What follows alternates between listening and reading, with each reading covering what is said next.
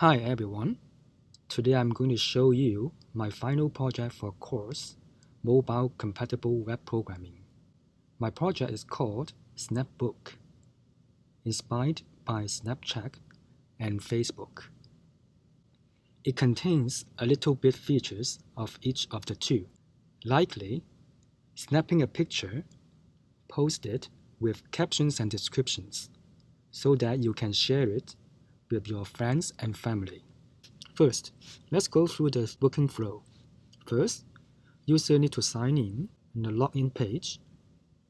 After user signing in, there will be a list that's showing the current posts. On this page, user has three choices. He can create a new post, he can log out, or he can read the post. For example, let's click on this post. Then it will lead the user to the detail of the post. User can see the snapshot, the title, and some detail of the post. If the author provides email or SMS information, the user can send email or SMS to the author. Also, user can click on the map, which is the location of the snapshot taken. In that case, it will basically just open the map of this location. Okay, let's go back to the list. Now, let's create a new post.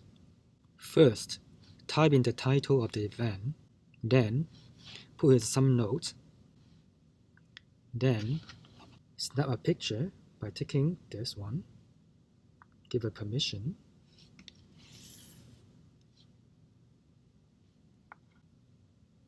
then press post. Then we go back to the list and you will see the new post with the new icon on the top left corner. Okay, let's talk about some mobile web specific features applied to this project. First is the validation. As you can see in the login page, user must type in the username and password. If password is not provided and user click login now, the system will remind the user to fill out this field. Then is the mobile web API vibration. Now, I want to create a new post on one device, which is from Daisy. When Daisy posts a new event, Guy's phone will get the new post and will vibrate.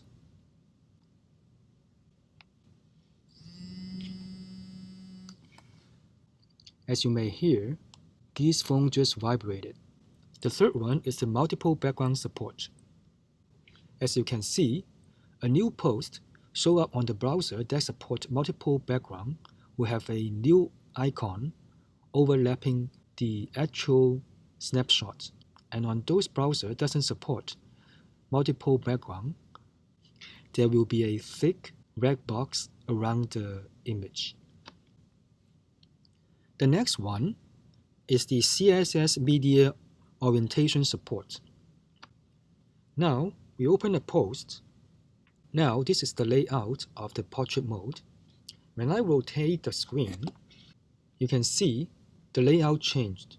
The map will go to the right side of the snapshot and become bigger.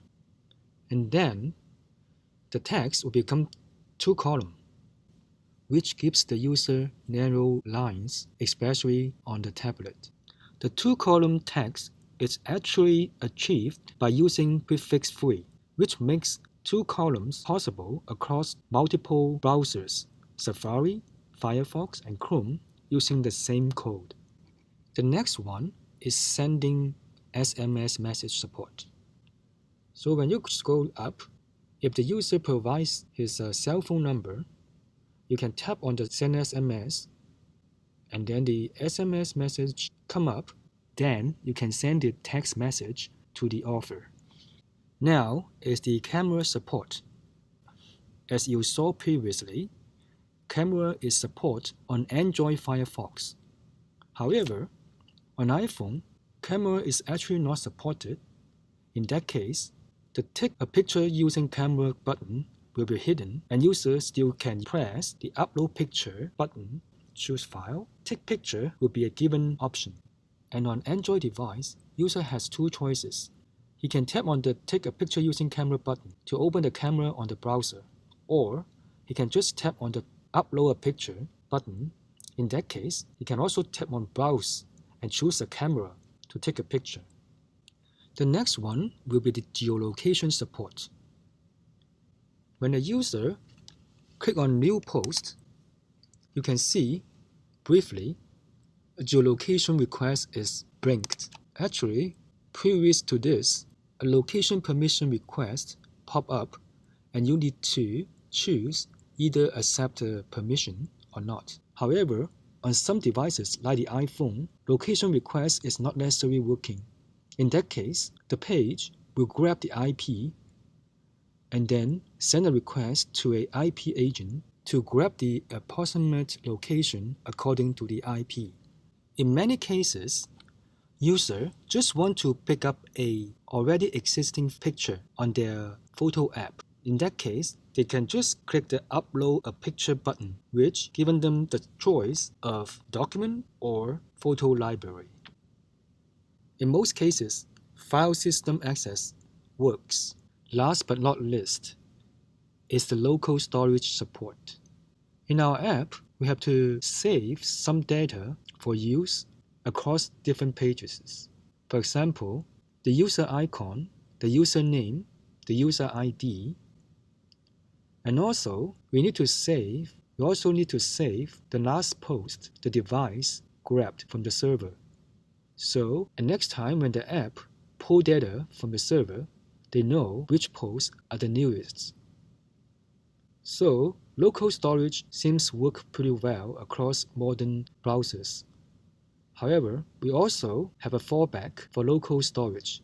If local storage is not supported, we basically just fall back to the cookie approach. We save all the data in a cookie and save it in the browser setting. Okay, that's all I want to talk about my app, Snapbook. I hope you enjoy it. Thank you. Happy snapbooking.